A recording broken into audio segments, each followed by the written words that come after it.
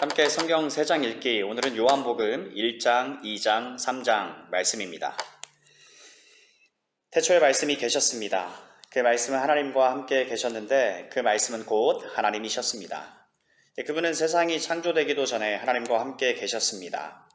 모든 것이 그분을 통하여 지음을 받았습니다. 지음을 받은 것 중에서 어느 것 하나도 그분 없이 지어진 것이 없습니다. 그분 안에는 생명이 있습니다. 그 생명은 세상 사람들을 비추는 빛이었습니다. 그 빛이 어둠 속에서 빛을 발했지만 어두움은 그 빛을 깨닫지 못했습니다. 하나님께로부터 보냄을 받은 요한이라는 사람이 있었습니다. 요한은 그 빛에 대해 증언하여 자기를 통해 모든 사람들이 믿음을 얻도록 하기 위해 보냄을 받은 사람입니다. 요한 자신은 그 빛이 아니었으나 그 사람들에게 그 빛에 대하여 증언하기 위해 온 것입니다. 참 빛이 있었습니다. 그 빛은 세상에 와서 모든 사람을 비추었습니다. 참 빛이 되신 말씀이 세상에 계셨습니다. 세상은 그분을 통하여 지음을 받았는데도 그분을 알지 못하였습니다. 그분은 자기의 땅에 오셨으나 그의 백성들은 그분을 영접하지 않았습니다. 그러나 누구든지 그분을 영접하는 사람들, 그분의 이름을 믿는 사람들에게는 하나님의 자녀가 되는 자격을 주셨습니다. 좋은 가문에 태어난 사람들만 하나님의 자녀가 되는 것이 아닙니다. 또한 어떤 사람들의 계획이나 바람에 의해서 그리고 그들의 조상으로 말미암아 하나님의 자녀가 된 것도 아닙니다. 다만 그들은 하나님 자신이 그들의 아버지라는 사실 때문에 하나님의 자녀가 된 것입니다. 말씀이 사람이 되셔서 우리 가운데에서 사셨습니다. 우리는 그분의 영광을 보았습니다. 그 영광은 오직 아버지의 독생자만이 가질 수 있는 영광이었습니다. 그 말씀은 은혜와 진리로 충만해 있었습니다. 요한이 그분에 대하여 증언하며 외쳤습니다. 내가 전에 내 뒤에 오시는 분이 계시는데 그분이 나보다 더 위대하신 것은 내가 태어나기 전에 존재하셨기 때문이다 라고 말했는데 이분이 바로 내가 말한 그분이다. 그분의 충만하신 것에서 우리 모두는 넘치는 은혜를 받았습니다. 그것은 율법이 모세를 통해 주어졌지만 은혜와 진리는 예수 그리스도를 통하여 왔기 때문입니다. 지금까지 하나님을 본 사람이 아무도 없었습니다. 그러나 하나님이시며 아버지 곁에 계시던 독생자이신 분이 우리에게 하나님이 어떤 분이신지를 알려주셨습니다. 세례자 요한의 증언. 요한이 증언한 내용은 이렇습니다. 예루살렘에 사는 유대인들이 제사장과 레위인 몇 사람을 요한에게 보내어 당신은 누구십니까? 라고 묻게 했습니다. 요한은 그 질문에 거절하지 않고 대답했습니다. 그는 분명하게 말했습니다. 나는 그리스도가 아닙니다. 그러자 그 사람들이 요한에게 물었습니다. 그럼 도대체 당신은 누구십니까? 엘리야입니까? 요한이 대답했습니다. 아니요, 나는 엘리야가 아닙니다. 그러자 사람들이 물었습니다. 장차 오시기로 한 그 예언자입니까? 요한은 또 대답했습니다. 아닙니다. 그러자 그들이 요한에게 말하였습니다. 그렇다면 당신은 누구십니까? 우리는 우리를 보낸 사람들에게 보고해야 합니다. 대답해 주십시오. 당신은 자신을 무엇이라고 생각하십니까? 요한은 그 사람들에게 이사야 선지자의 말씀을 인용하여 대답했습니다. 나는 광야에서 주님을 위하여 길을 곧게 만들어라 하고 외치는 사람의 소리입니다. 보냄을 받은 유대 사람들 중에는 바리새인이 보낸 사람이 있었습니다. 그 사람들이 요한에게 물었습니다. 당신이 그리스도도 아니고 엘리야도 아니고 예언자도 아니라면 왜 사람들에게 세례를 줍니까? 요한이 대답했습니다. 나는 사람들에게 물로 세례를 줍니다. 그러나 여러분 가운데 여러분이 알지 못하는 한 사람이 서 계십니다. 그분은 내 뒤에 오시는 분이지만 나는 그분의 신발끈을 풀 자격도 없는 사람입니다. 이 모든 것은 요한이 세례를 주던 요단강 동편 베다니에서 일어난 일이었습니다. 하나님의 어린 양. 다음 날 요한은 자기에게 오시는 예수님을 보고 이렇게 말했습니다. 보십시오. 세상 죄를 지고 가시는 하나님의 어린 양이십니다. 이분이 바로 내가 내 뒤에 오시지만 그분이 나보다 더 위대하신 것은 내가 태어나기 전에 존재하셨기 때문이다 라고 말했던 분입니다. 나도 이분이 누구신지를 알지 못했습니다. 그러나 내가 물로 세례를 주러 온 이유는 이분을 이스라엘 백성들에게 알리기 위해서입니다.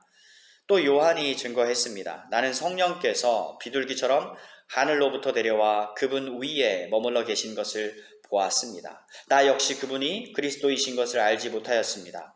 그러나 나를 보내어 물로 세례를 주라고 하신 분이 너는 그 어떤 사람에게 성령이 내려와 그 위에 머무는 것을 보면 그 사람이 성령으로 세례를 주실 바로 그분인 줄 알아라 하고 말씀하셨습니다.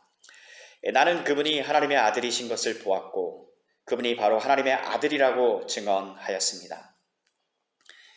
예수님의 첫 제자들. 그 다음날 요한은 제자 두 사람과 함께 다시 그 자리에 서 있었습니다. 그는 예수님께서 지나가시는 것을 보고 말했습니다. 보아라, 하나님의 어린 양이시다. 제자 두 사람은 요한이 이렇게 말하는 것을 듣고 예수님을 따라갔습니다. 예수님께서는 몸을 돌려 자기를 따라오는 두 사람을 돌아보며 물으셨습니다. 원하는 것이 무엇이냐? 그들은 랍비님, 사시는 곳이 어디입니까? 라고 말했습니다. 랍비라는 말은 선생이라는 뜻입니다. 예수님께서는 와서 보아라 하고 대답하셨습니다. 그래서 두 사람은 예수님과 함께 갔습니다. 그들은 예수님께서 머무르시는 곳을 보았고 그날 예수님과 함께 그곳에서 지냈습니다. 때는 오후 4시쯤이었습니다. 요한에게서 예수님에 대한 이야기를 듣고 예수님을 따른 두 제자 중 한 사람은 시몬 베드로의 동생 안드레였습니다. 안드레가 첫 번째 한 일은 그의 형 시몬을 찾은 일이었습니다. 그는 시몬에게 우리가 메시아를 찾았어 라고 말했습니다. 메시아란 그리스도를 가리키는 말입니다. 그리고 나서 안드레는 시몬을 예수님께 데려왔습니다. 예수님께서는 시몬을 보시고 내가 요한의 아들 시몬이구나. 이제 너를 게바라고 부르겠다 말씀하셨습니다. 게바란 베드로란 뜻입니다. 빌립과 나다나엘을 부르심. 다음날 예수님께서는 갈릴리로 가기를 원하셨습니다.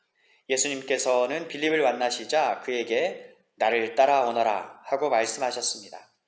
빌립은 안드레와 베드로와 같은 동네인 베세다 사람이었습니다. 빌립은 나다나엘을 만나고는 이렇게 그에게 말했습니다.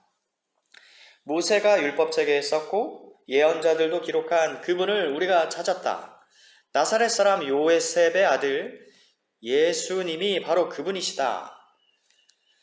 그러나 나다나엘은 빌립에게 나사렛에서 뭐 좋은 것이 나올 수 있겠는가? 라고 말했습니다. 빌립은 와서 보아라 하고 대답했습니다. 예수님께서는 나다나엘이 자기에게 오는 것을 보시고 여기 참 이스라엘 사람이 있다. 이 사람에게는 거짓된 것이 하나도 없다 라고 말씀하셨습니다. 나다나엘은 저를 어떻게 아십니까? 하고 예수님께 물었습니다. 예수님께서 답하셨습니다. 빌립이 너를 부르기 전 내가 무화과 나무 아래에 있는 것을 내가 보았다. 나다나엘은 예수님께 선생님, 당신은 하나님의 아들이시며 이스라엘의 왕이십니다. 라고 대답했습니다. 예수님께서는 나다나엘에게 내가 무화과 나무 아래에 있다는 것을 내가 보았다고 말해서 나를 믿느냐? 그러나 너는 그것보다 더 큰 일을 보게 될 것이다. 라고 답하셨습니다. 그리고 그들에게 내가 너희에게 진리를 말한다. 너희는 하늘이 열리고 하나님의 천사들이 인자 위에서 오르락내리락 하는 것을 보게 될 것이다. 라고 말씀하셨습니다. 2장 가나에서 열린 결혼식. 3일째 되던 날에 갈릴리에 있는 가나라는 마을에서 결혼식이 열렸습니다. 예수님의 어머니도 결혼식에 참석하셨고 예수님과 그분의 제자들도 결혼식에 초대받았습니다. 포도주가 바닥났을 때 예수님의 어머니가 예수님께 이 집에 포도주가 다 떨어졌구나 라고 말해 주었습니다. 예수님께서는 어머니 왜 저에게 이런 부탁을 하십니까? 저희의 때가 아직 오지 않았습니다 라고 대답하셨습니다. 예수님의 어머니는 하인들에게 그분이 시키시는 일은 무엇이든지 하여라 하고 말해두었습니다. 그 집에는 돌로 만든 물 항아리가 6개 있었습니다. 이 항아리는 유대인들이 정결 예식에 사용하는 항아리들이었습니다. 그것은 각각 물 2-3 동이를 담을 수 있는 항아리였습니다. 예수님께서 하인들에게 항아리에 물을 채워라 하고 말씀하셨습니다. 하인들은 항아리에 물을 가득 채웠습니다. 그러자 예수님께서는 그들에게 자, 이제 그것을 퍼다가 잔치를 주관하는 사람에게 갖다 주어라 하고 말씀하셨습니다. 하인들은 물을 떠서 잔치를 주관하는 사람에게 갖다 주었습니다. 하인이 떠다 준 물을 잔치를 주관하는 사람이 맛보았을 때 그 물은 포도주가 되어 있었습니다. 그는 그 포도주가 어디서 난 것인지 알지 못하였지만 물을 가져온 하인들은 알고 있었습니다. 잔치를 주관하는 사람은 신랑을 불렀습니다. 그리고 그에게 사람들은 항상 처음에 좋은 포도주를 내놓고 손님들이 취한 다음에는 값싼 포도주를 내놓는 법인데 당신은 지금까지 가장 좋은 포도주를 보관하고 계셨군요 하고 말하였습니다. 예수님께서는 이 첫 번째 표적을 갈릴리 가나에서 행하셨으며 거기에서 그의 영광을 보여주셨습니다. 그러자 그의 제자들이 그를 믿게 되었습니다. 이 일이 있은 후 예수님께서는 그의 어머니와 형제들과 제자들과 함께 가버나움이라는 마을로 가서 며칠 동안 머무셨습니다. 성전을 깨끗하게 하심. 유대의 명절인 유월절이 가까워 오자 예수님께서는 예루살렘으로 올라가셨습니다. 예수님께서는 성전 뜰 안에서 소와 양과 비둘기를 팔고 있는 사람들과 또 상에 앉아서 돈을 바꿔주는 사람들을 보셨습니다. 예수님께서는 끈으로 채찍을 만들어 양과 소를 비롯하여 모든 짐승을 성전 뜰에서 쫓아내셨습니다. 예수님께서는 돈 바꾸는 사람들의 상을 뒤엎으시고 그 사람들의 돈을 흩으셨습니다. 그리고 비둘기를 파는 사람들에게 명령하셨습니다. 이것들을 여기서 치워라. 내 아버지의 집을 시장터로 만들지 마라. 이때 제자들은 성경에 주님의 집에 대한 나의 열심이 불처럼 나를 삼켜버렸다 라고 기록된 것을 생각하였습니다. 유대인들은 예수님께 당신은 당신에게 이런 일들을 행할 권리가 있다는 것을 증명할 무슨 표적을 행할 수 있습니까? 하고 물었습니다. 예수님께서는 이 성전을 허물어라. 그러면 내가 3일 만에 이것을 다시 세우겠다 라고 답하셨습니다. 그러자 유대인들은 이 성전을 건축하는데 46년이 걸렸는데 당신이 3일 만에 다시 세우겠다는 겁니까? 라고 반문했습니다. 그러나 예수님께서 말씀하신 성전은 그분 자신의 몸을 가리키는 것이었습니다.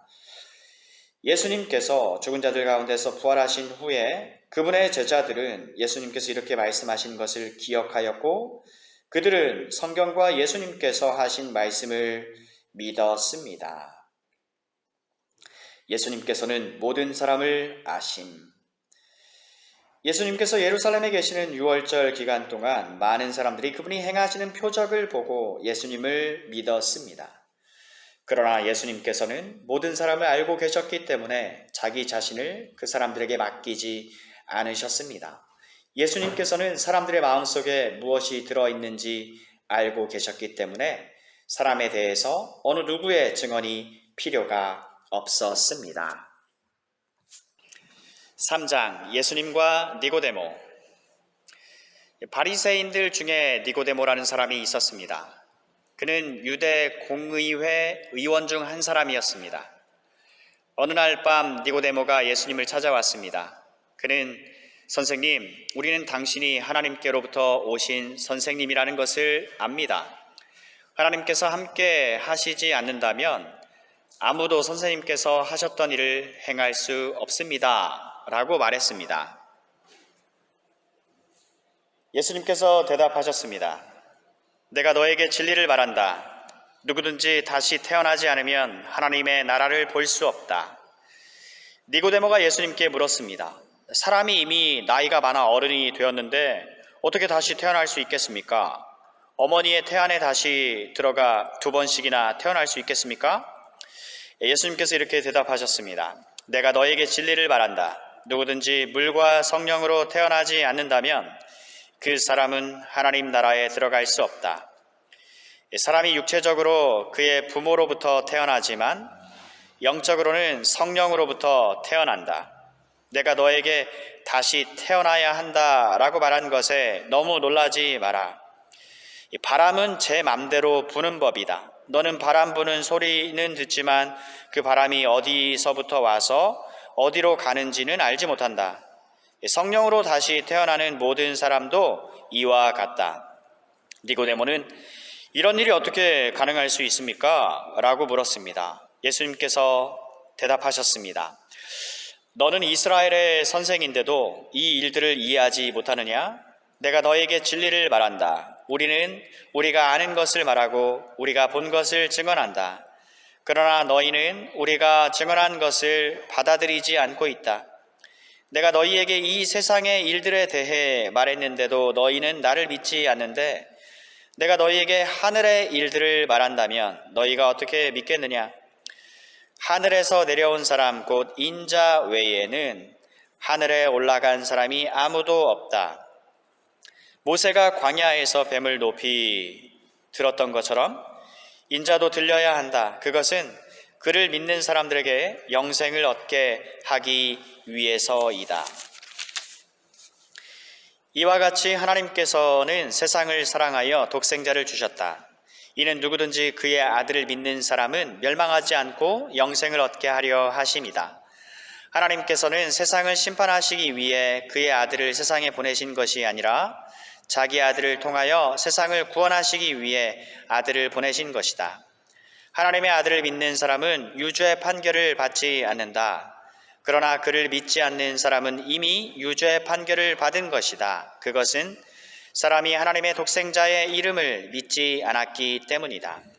판결 내용은 이렇다. 빛이 세상에 와 있지만 사람들은 빛보다는 어두움을 더 좋아하였다는 것이다.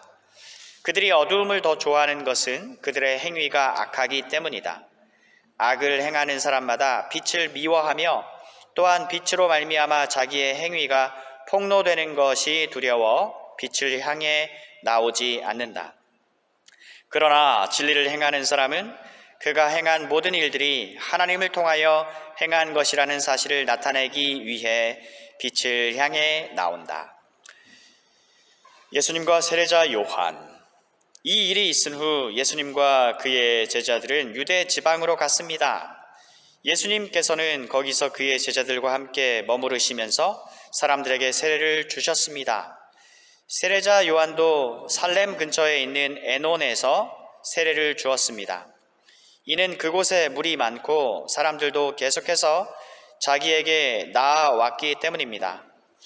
이때는 요한이 아직 감옥에 갇히기 전이었습니다. 요한의 제자들 중 몇 사람과 유대인 사이에 정결 예법에 대한 논쟁이 벌어졌습니다. 그래서 그들은 요한에게 와서 선생님, 요단강 동편에서 선생님과 함께 계시던 분, 즉 선생님께서 이전에 증언하셨던 그분이 지금 세례를 주고 계시며 모든 사람들이 그분에게로 가고 있습니다. 라고 말했습니다. 요한이 대답했습니다. 하늘에 하나님께서 주지 않으시면 사람은 아무것도 받을 수 없다. 너희들은 나는 그리스도가 아니며 그분보다 앞서 보냄을 받은 사람이다 라고 말한 것을 들은 증인들이다. 신부의 주인은 신랑이다. 신랑을 기다리며 그가 오는 소리에 귀를 기울이는 신랑의 친구는 신랑의 소리를 듣고 대단히 기뻐한다. 나의 기쁨도 이와 똑같은 것이다. 나의 기쁨이 이제 이루어졌다. 그분은 점점 더 위대해질 것이고 나는 점점 더 사람들의 관심에서 멀어지게 될 것이다. 하늘에서 오신 분, 위로부터 오신 분은 모든 것 위에 계신 분이다. 땅으로부터 온 사람은 땅에 속하여 땅의 일을 말한다. 그러나 하늘로부터 오신 분은 모든 것 위에 계신 분이다. 그분은 그가 보고 들었던 것을 증언하신다. 그러나 아무도 그분의 증언을 받아들이지 않는다. 그분의 증거를 받아들이는 사람은 하나님이 참되신 분이라는 사실을 인정한다. 하나님께서 보내신 그분은 하나님의 말씀을 전하신다. 하나님께서는 그분에게 성령을 한없이 주셨다. 아버지는 아들을 사랑하셔서 모든 것을 그의 손에 맡기셨다. 아들을 믿는 사람은 영생이 있지만 아들을 거역하는 사람은 생명을 보지 못하고 도리어 그에게 하나님의 진노가 있을 것이다. 아멘.